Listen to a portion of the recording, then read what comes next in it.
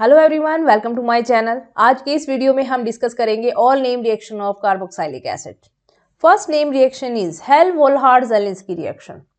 हेल-वोल्हार्ड-ज़ेलिंस्की reaction is alpha halogenation reaction of carboxylic acid. Carboxylic acid में अगर हम chlorine या ब्रोमीन की रिएक्शन करवाते हैं इन प्रेजेंस ऑफ रेड फॉस्फोरस तो अल्फा हाइड्रोजन की रिप्लेसमेंट हो जाती है बाय हैलोजन। देखते हैं किस तरह से बनेंगे। CH3COOH। हम सबसे पहले एसिटिक एसिड का एग्जांपल ले लेते हैं। इसकी रिएक्शन हमने करवाई क्लोरीन और ये प्रेजेंस ले ली रेड फॉस्फोरस की। अब फर्स्ट स्टेप में होगा एक हाइड्रोजन का रिप्लेसमेंट बाय क्लोरीन और यहाँ पे एक HCl निकल जाएगा। ये बना हमारे पास मोनोक्लोरो एसिटिक एसिड। अब इसके बाद में फिर से हम क्लोरीन और रेड फॉस्फोरस की प्रेजेंस ले लेते हैं तो हमें यहाँ से मिल जाएगा डाइक्लोरो एसिटिक एसिड। अभी इस कंपाउंड में एक और हाइड्रोजन अल्फा हाइड्रोजन प्रेजेंट है तो यहाँ पर हम एक बार और रिएक्शन करा सकते हैं क्लोरीन और रेड फॉस्फोरस की।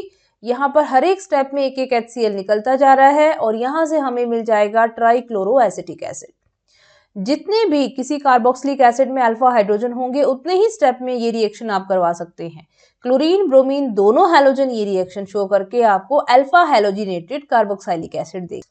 ये है हमारे पास HVZ reaction. Next reaction is decarboxylation reaction. Decarboxylation किसे बोलते हैं? Decarboxylation is process of removal of CO2 from molecules having COH group.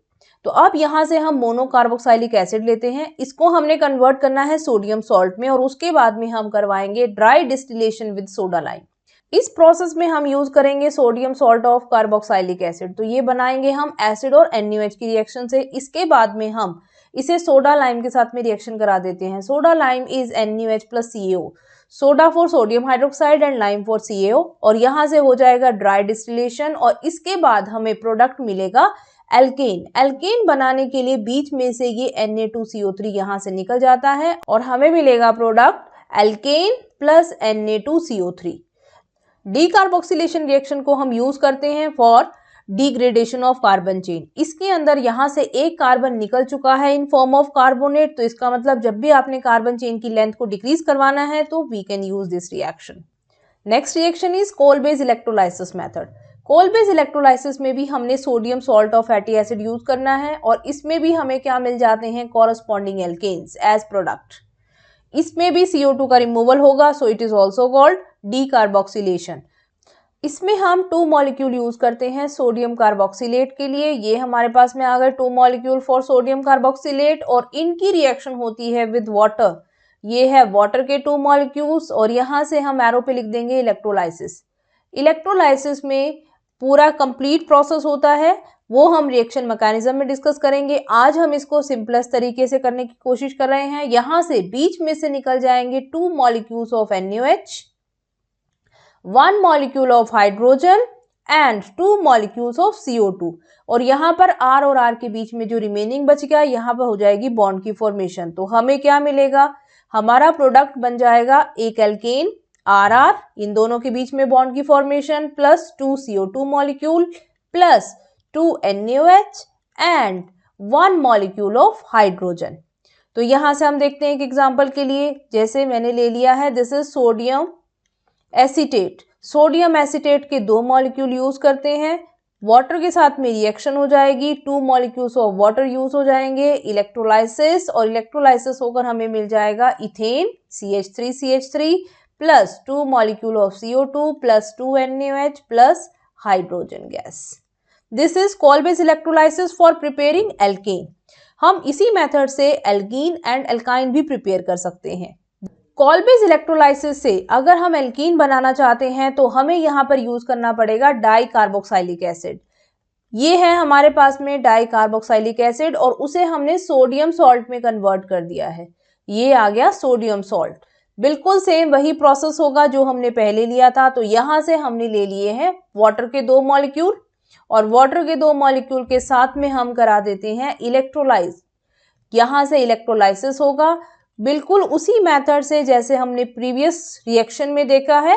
2 molecule NaOH के, 2 मॉलिक्यूल CO2 के और एक हाइड्रोजन मॉलिक्यूल यहाँ से रिमूव हो जाएगा और इन दोनों CH2 के बीच में एक नया बॉन्ड फॉर्म हो जाता है और यहाँ से हमें मिल जाएगी एल्कीन। तो ये बना आपके पास इथीन, उसके साथ में हमें मिल जाएंगे 2 CO2 molecule plus 2 NaOH plus 1 hydrogen gas molecule.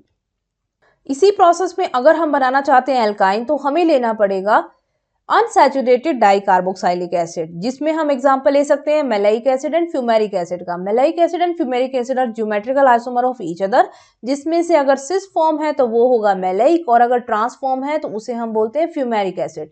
अभी हम एग्जांपल ले रहे हैं मैलाइक एसिड का। This is sodium salt of maleic acid. Process बिल्कुल सेम वैसे ही होगा जैसे आपने इससे प्रीवियस 2 रिएक्शंस में किया है। वाटर की प्रेजेंस में इलेक्ट्रोलाइसिस होना है। यहां से हम ले लेते हैं इलेक्ट्रोलाइसिस और इलेक्ट्रोलाइसिस के बाद 2 मॉलिक्यूल NaOH बनेगा, 1 मॉलिक्यूल हाइड्रोजन का और 2 मॉलिक्यूल बनेंगे CO2 के, और इन दोनों के बीच में एक और नए बॉन्ड की फॉर्मेशन हो जाएगी और यहां से हमें मिलेगा product ethyne. This is ethyne plus 2 CO2 plus 2 NaOH plus hydrogen gas. तो ये है हमारे पास कोल बेस इलेक्ट्रोलाइसिस के तीनों प्रोसेस, जिसमें हम एल्केन, एल्कीन, अल्काइन तीनों को बना सकते हैं। Next reaction is esterification reaction. Esterification reaction है जिसमें एक कार्बोक्साइलिक एसिड मॉलिक्यूल और एक अल्कोहल मॉलिक्यूल आपस में रिएक्शन करते हैं to give ester. This is called esterification. देखते हैं रिएक्शन कैसे होगी। दिस इज RCOOH और इसके साथ में हम एक अल्कोहल ले लेते हैं। This is R-OH। बीच में से वाटर मॉलिक्यूल रिमूव हो जाता है इन प्रेजेंस ऑफ एसिडिक मीडियम। यहां से हम ले लेते हैं एसिडिक मीडियम और यहां से मिलेगा आपको RCOOR-। This is ester molecule. एक जनरल एग्जांपल इसके लिए, this is acetic acid. Acetic acid को हम रिएक्शन करा देते हैं विद C2H5OH और यहां से बीच में से अगर वाटर मॉलिक्यूल निकल जाता है तो हमें मिलता है ethyl acetate. Ethyl acetate is important substance because इसके अंदर होती है फ्रूटी स्वीट स्मेल। इसकी वजह से इसको बहुत ज्यादा यूज किया जाता है as flavouring agent. This is ethyl acetate. Next reaction is transesterification. Transesterification reaction है जिसमें एक एस्टर को दूसरे एस्टर में कन्वर्ट किया जाता है। एस्टर में जो अल्काइल ग्रुप प्रेजेंट होगा उसको हम किसी दूसरे अल्काइल ग्रुप से रिप्लेस करा देते हैं। एग्जाम्पल के लिए देखते हैं, हमारे पास में एक जनरल एस्टर है RCOOR-। इसमें हम एक नया ग्रुप लेके आना चाहते हैं R-। तो अल्कोहल की रिएक्शन करा दो इसके साथ में, बीच में से यहां से R-OH का रिमूवल हो जाएगा। ये रिएक्शन होगी इन प्रेजेंस ऑफ बेस और एसिड। तो हम एसिडिक मीडियम की प्रेजेंस ले लेते हैं तो हमें दूसरा एस्टर मिल जाएगा जिसमें एक नए ग्रुप की प्रेजेंस होगी। फॉर एग्जाम्पल हम कन्वर्ट करना चाहते हैं इथाइल एसीटेट को मिथाइल एसीटेट में, तो इसमें से हमने इस इथाइल ग्रुप को हटाना है और इसकी जगह हम मिथाइल ग्रुप लेके आना चाहते हैं। तो यहाँ पर हम एसिड की प्रेजेंस में रिएक्शन करवा देंगे इसकी मिथाइल अल्कोहल के साथ में। तो यहाँ से बीच में से C2H5OH रिमूव हो जाएगा और हमें यहाँ से मिल जाता है product methyl acetate. This is called transesterification, एक एस्टर से दूसरा एस्टर बनाना। Next reaction is saponification. Saponification is basically hydrolysis of ester.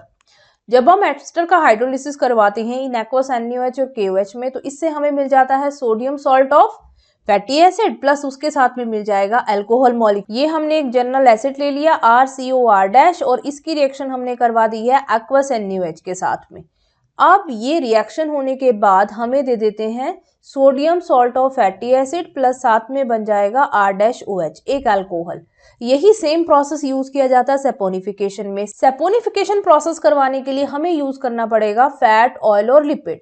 ये हम एग्जांपल ले रहे हैं एक ट्राइग्लिसराइड का और इसके साथ में हमने रिएक्शन करवानी है NaOH की। NaOH से रिएक्शन होने के बाद ये किस तरह से कन्वर्ट होगा सोप में वो देखिए।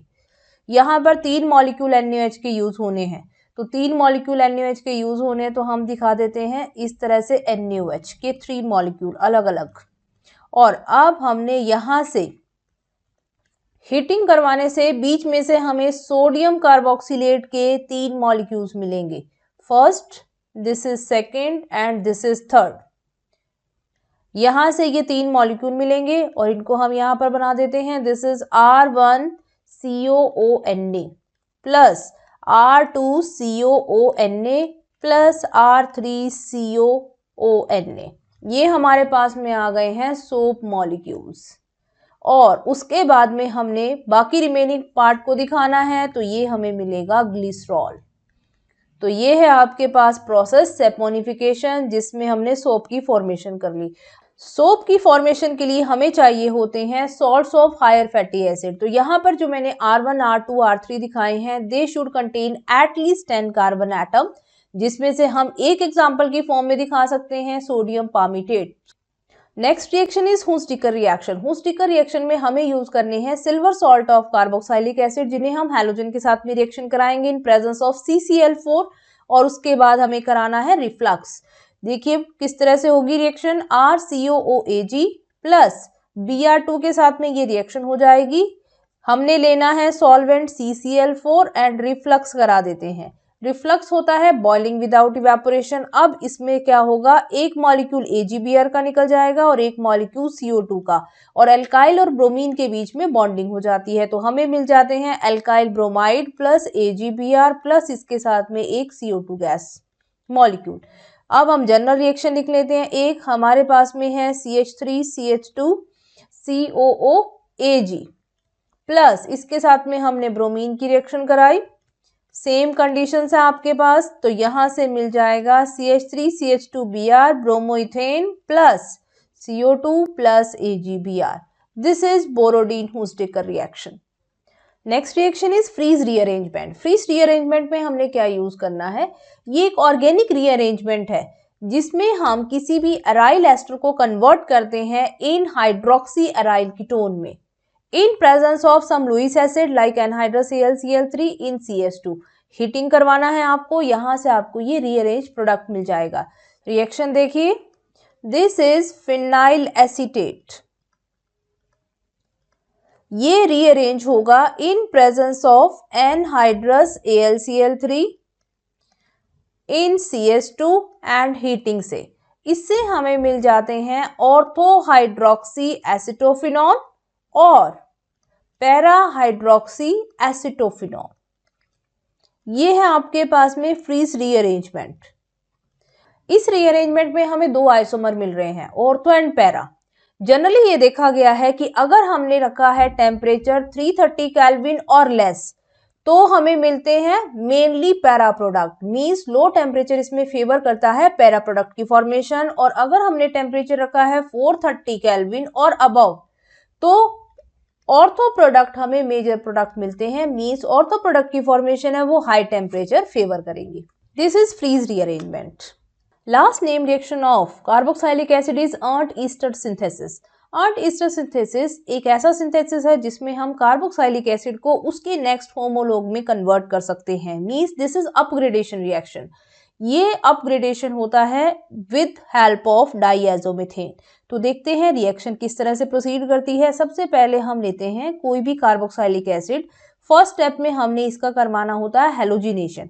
हेलोजिनेशन के लिए हमने यूज कर लिया PCl5, तो यहाँ से ये कन्वर्ट हो जाएगा एसिड हैलाइड में, और एसिड हैलाइड की रिएक्शन होगी डाईएजोमीथेन के साथ में। यहाँ से एक HCl मॉलिक्यूल निकल जाएगा और उसके बाद में हमें मिलते हैं diazoketone. This is formula for diazoketone. ये डाईएजोकीटोन किसी भी न्यूक्लियोफाइल की प्रेजेंस में लाइक वाटर, अल्कोहल, अमीन, किसी की भी प्रेजेंस में कन्वर्ट हो जाते हैं नेक्स्ट होमोलॉग में। तो यहाँ से ये हमें मिल जाएगा RCH2COOH प्लस साथ में हो जाएगी nitrogen gas free. This is Eistert synthesis. तो ये है आपके पास में all name reaction from carboxylic acid. In next video we will discuss all name reaction of amines. See you in next video.